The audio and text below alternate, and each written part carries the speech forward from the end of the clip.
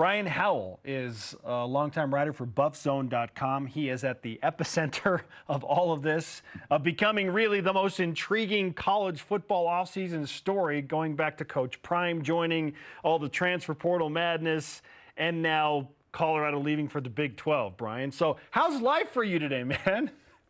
Yeah, has there ever been a more interesting 1-11 football team in college football history than this one? You know, man, it's amazing. I was just telling you guys before we started that going through last season and the disaster that it was, I couldn't have imagined that less than a year later I'd be covering probably the most interesting and intriguing team in all of college football with Coach Prime and now this. So yeah, it's been quite a 9 months.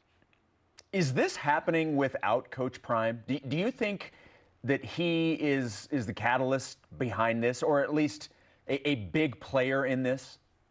I think it helps, but I think it would be happening regardless of who the coach is. It may not have happened if it was Carl Durrell and they were still that 1-11 team with the same basic roster, but they made that change 5 games into last season. I think that had they hired someone different, a Bronco Mendenhall was a guy that was talked about and interviewed. Had they hired him or somebody else like that, or a Tom Herman, I still think this would be happening, but certainly Coach Prime makes them more attractive. Why ultimately do you believe Colorado decided to pull the trigger now and leave the Pac-12 for the Big 12? Why didn't Colorado wait for this TV deal that is supposedly very close to happening for the Pac-12?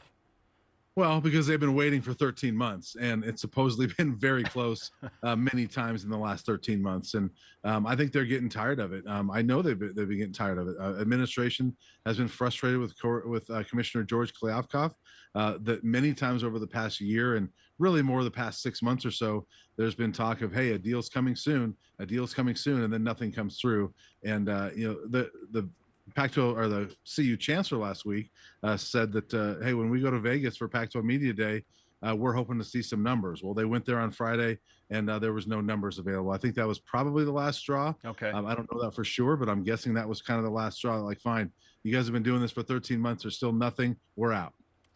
Brian, is there anything that could derail this from happening, or is this just a formality today?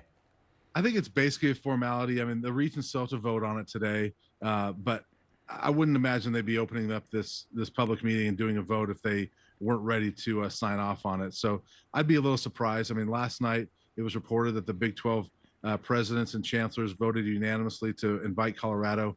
So it just seems like today's a formality of the regents vote and then officially get that invite from the Big 12, and then they accept it and move on.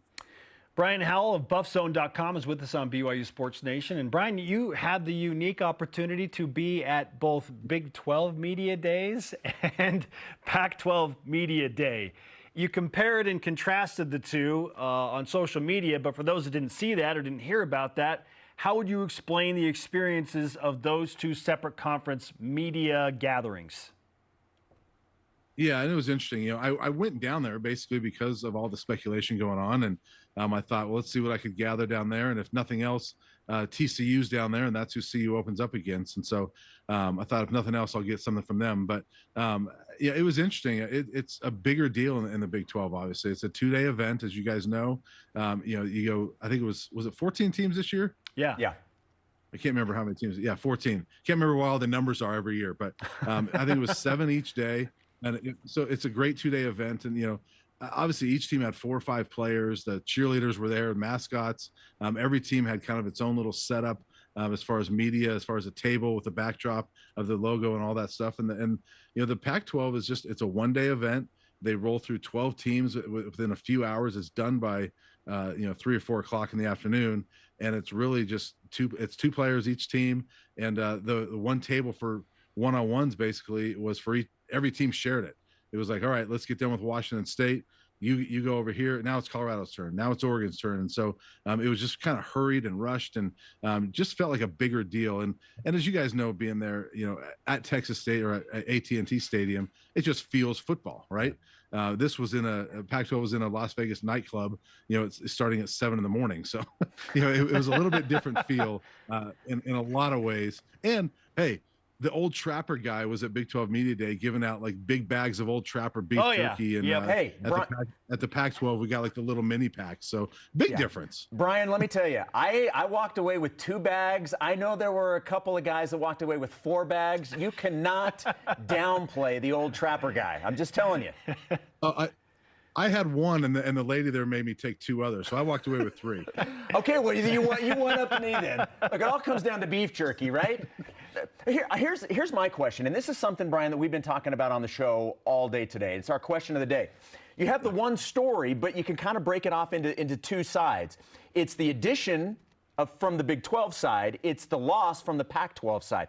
In your opinion, what's the bigger side of this story? I think the bigger story is the loss for the Pac-12 side, because I think the Big 12 would have been fine had Colorado not done this. And, even Commissioner Yormark said it at Media Day that, hey, we're fine if we stick at 12. I think he would have been. And I think that, they would have been fine with 14 or whatever they want to do. But the Pac-12, all of a sudden, you lose a 3rd member in the last 13 months.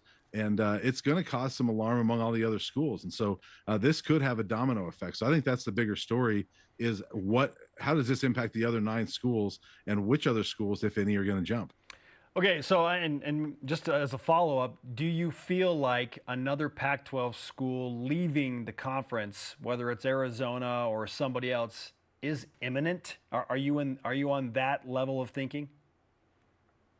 Yeah, I think that's probably, it seems likely. I mean, all along, it feels like Arizona's been the team that's wanted to make the move. And basketball-wise, I think that they'd be a really good fit there. But who knows what the Big 12 is going to do? I mean, they've obviously looked at UConn from the basketball side of things. And could this be Colorado and UConn only? Or is this Colorado and Arizona? Do they want Oregon, Washington? There was talk of Oregon State last night on social media. So who knows what happens with this? I do think that it's very possible that there could be 1 or maybe 2 or 3 Big 12, Pac-12 schools joining the Big 12. I'm getting all the conferences mixed up as we talk about. Yeah, it's hard not to. I do think there could be. Right, I think there could be 1 to 3 more Pac-12 schools. When you look at this situation, are Colorado fans excited about going back to the conference that they're familiar with? I realize that it's been less than 24 hours, so I don't know how much interaction you've been able to gather, but are by and large, are Colorado fans excited about the return to the Big 12? Yeah, I actually had a former player text me this morning and said, I am so fired up about this. And he's a guy that he hates Nebraska, absolutely hates Kansas State. He's excited for the Kansas State game. But judging by social media, I think the fans are generally excited about it. I think there are some that they're going to miss the Pac-12. They're disappointed about that. But I think in general, CU fans are just wanting CU to be in the best position financially. And it appears like this is it right now. Well, I know that now it's irrelevant almost to ask about the Pac-12 media deal, but because you were around it for so long and waiting along with everybody else in the Pac-12 for the better part of now 13 months, did you have any idea of what that deal might look like? The partners involved, the television sourcing, and the money involved? Do you have any idea what that deal might look like and where Pac-12 fans are even going to be able to watch?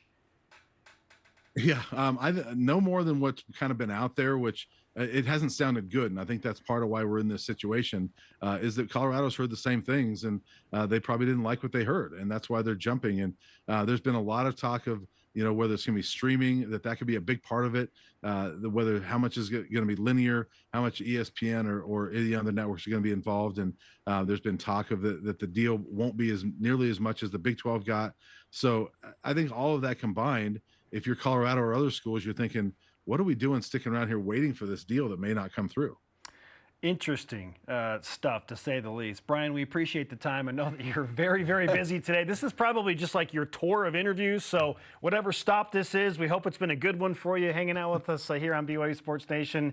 Take strength. Good luck the rest of the day. And we'll be talking again soon as Big 12 compatriots.